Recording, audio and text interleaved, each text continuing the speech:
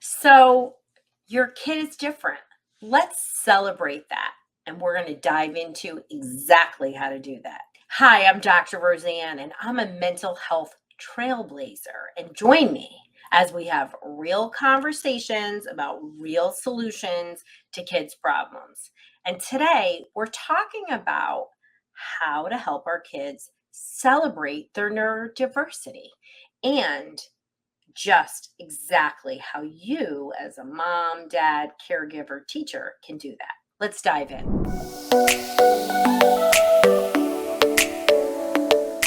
So, your kid is different. Guess what? One in two kids in America have a physical or a mental health problem. There's nothing to be ashamed about when you're different. And in fact, in recent years, we use the term neurodiversity, meaning that we have a diverse population and our brains aren't exactly the same. And that's a good thing. In a time more than ever, when we have Instagram and Facebook, as I like to call it, and everyone is trying to just fit in and look a certain way when really a lot of times it's a house of cards. We all know that, right? You all know that lady on your street that was posting when you knew that, it was a sham at home. But with our kids, right? Kids are different. And we work so hard for our kids to have these beautiful lives, right? I talk about bubble wrap parenting, and we want our kids to not experience discomfort or any of that. But it's through the pains the kids build grit, they build resilience, and they get those all important coping skills. But when it comes to being different, if we don't have these conversations that right from the get go to help our kids really celebrate that they're a little different, well, it can feel really pretty uncomfortable with them. And guess what? It's never too late to have conversations to help us celebrate our differences. And it starts at home, right? We have to have respectful communications. We have to not use negative words like lazy and unmotivated and dumb. I mean, you think in this time that parents don't do that. It's not the case. This week I had a conversation with a family that was still calling their kid lazy, right? And still seeing his depression, which they assumed was ADHD, but it wasn't, was that he really didn't want to do well in school. Everybody wants to do well in school. Everybody wants things to be organized. Well, maybe not. Some people can live in like dirt. Ugh, not me. So you get to learn all about my stuff and people's stuff. So, but when it helps to helping our kids really love and accept themselves, that's when we have those conversations. Listen back to the episode about, how to talk to kids about their diagnosis. So we want to talk to our kids about our diagnosis, but really we want to talk to kids about our brain. And we can talk about different kinds of brains. I love to talk about Einstein. So Einstein, actually had a genetic defect in his brain along his corpus callosum. He had 400 times the neural connections, and it was a genetic defect that allowed his brain to process information at 400 times the rate of a typical brain. That's a good genetic defect. How about that?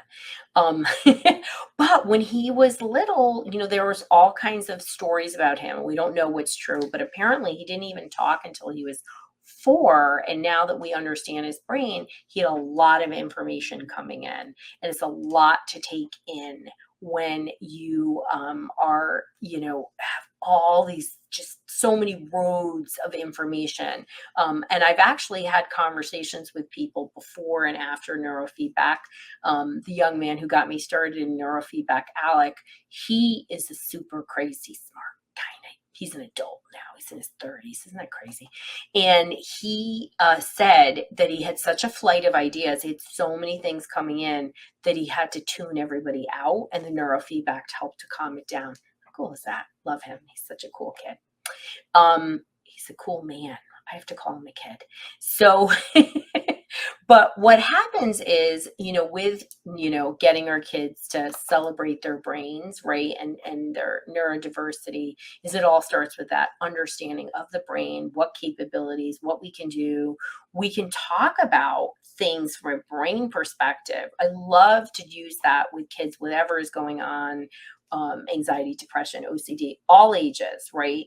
Adults, when I say your brain is doing this, your brain is in a stuck state, your brain is learning, your brain won't let you learn, right? It takes the personalization out.